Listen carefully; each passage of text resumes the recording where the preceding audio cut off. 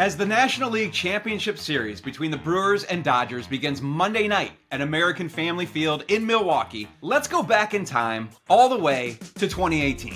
Okay, so the last Dodgers-Brewers matchup on this NLCS stage was not that long ago in the grand scheme of life, but it is quite a while in baseball terms. That was back when the Dodgers were still trying to win the World Series for the first time since 1988, and the Brewers were at the very start of a run in which they've now reached October 7 times in 8 years. The Dodgers prevailed in the decisive 7th game of that 2018 set, though they didn't finally crack the World Series code until 2020, and in a full season until last year. The Brewers, meanwhile, haven't advanced this deep into the postseason since that 2018 NLCS, and are still hungry to get Milwaukee a World Series berth for the first time since 1982, the same year when their current manager Pat Murphy signed his first professional contract as a player. So the Dodgers, having beaten the NL East champion Phillies in 4 games in the Division Series round, are dead set on a dynasty, while the Brewers, coming off a 5-game affair against the rival Cubs, are hopeful for a late October breakthrough.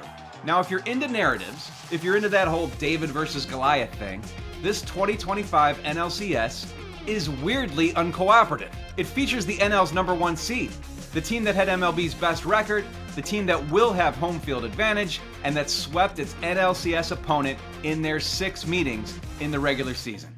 But that team happens to be the little engine that could Brewers, not the mighty defending World Series champion Dodgers. This is a series of contrasting styles and checkbooks. The Dodgers are baseball's biggest spending behemoth, with a payroll more than 200% higher than that of the Brewers, who always do more with less via homegrown development, wily trades, and creative deployment of their pitching. The Dodgers are loaded with household names and have the paychecks to prove it. They have those 3 MVPs at the top of their lineup in Shohei Ohtani, Mookie Betts, and Freddie Freeman. And they have Clayton Kershaw, who actually came on in relief for the final outs of that 2018 NLCS against the Brewers and is now gunning for one last World Series appearance prior to his looming retirement. They are all future Hall of Famers. The Brewers are oriented more around exceeding the sum of their collective parts. Back in the time of that 2018 NLCS, Christian Yelich was their NL MVP. Now he's the wily vet and clubhouse leader for a team with one of the youngest position player groups in the big leagues, with 20-somethings Jackson Chourio, Bryce Terang, Isaac Collins, Sal Frelick, William Contreras, and shockingly good in-season acquisition Andrew Vaughn among their key players. These are names still not known to many casual baseball fans, but within the baseball industry, there is great respect for the way the Brewers put the ball in play, run the bases, and keep pressure on their opponents. Anything can happen in the games, but on paper, the clear power edge goes to the Dodgers here. They were second in MLB in homers and slugging percentage this season, while the Brewers ranked 22nd in long balls and 12th in slugging.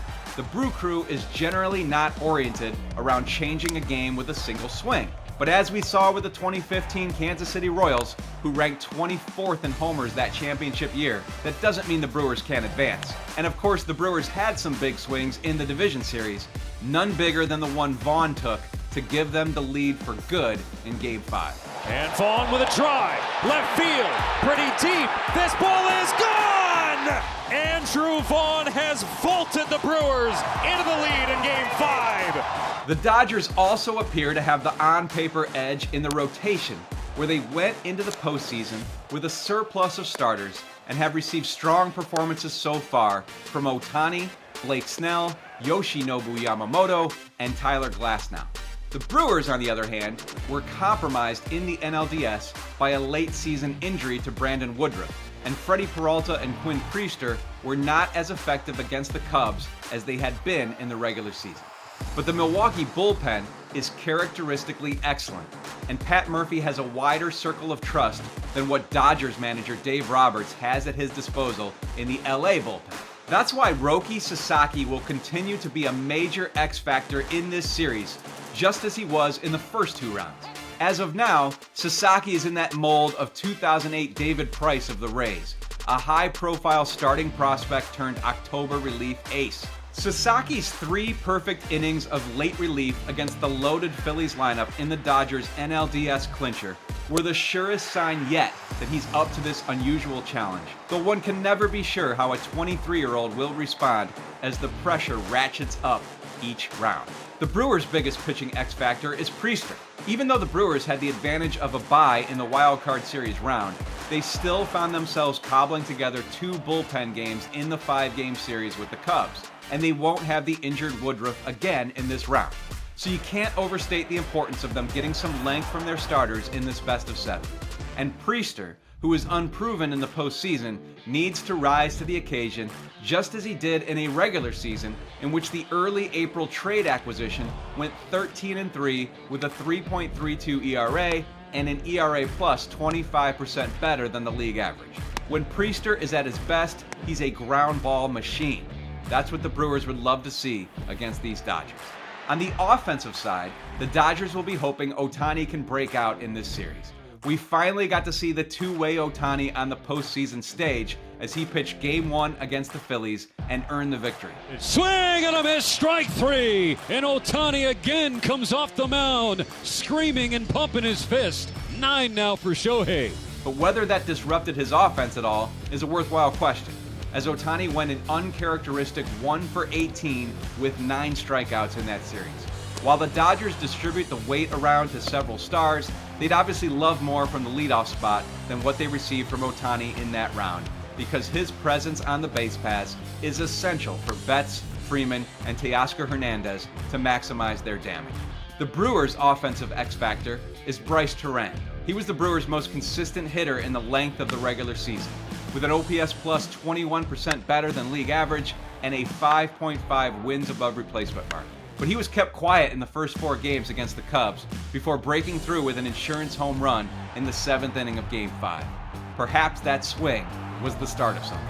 Even though the Brewers had to work deeper into the division series to get to this point than the Dodgers did, both bullpens should be in decent shape rest-wise.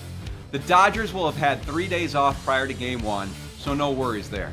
Meanwhile, Brewers closer Abner Uribe had the multi-inning save in Game 5, but he only needed 22 pitches to do it. Trevor McGill's opening stint in that game showed that he can slot in anywhere, anytime. Jared Koenig and Aaron Ashby can help try to neutralize the lefty bats of Ohtani and Freeman, and the Miz kid, Jacob Mizorowski, seemed to come into his own as that NLDS progressed. All right, let's do it. Let's make a prediction. The Dodgers might technically be the underdogs here in terms of seeding, but it still doesn't feel that way, given the way they seem to flip the switch to championship mode just before the conclusion of the regular season. But hey, I'm a sucker for a good story, and the Brewers are that. They are short-handed in the rotation, but deeper in the bullpen, where they have all the tools to tame the Dodgers' biggest bats. They also play an aggressive but clean game of baseball. Like in 2018, this NLCS will go the distance of 7 games. But this time, the Brew Crew is going to the World Series. Enjoy the NLCS.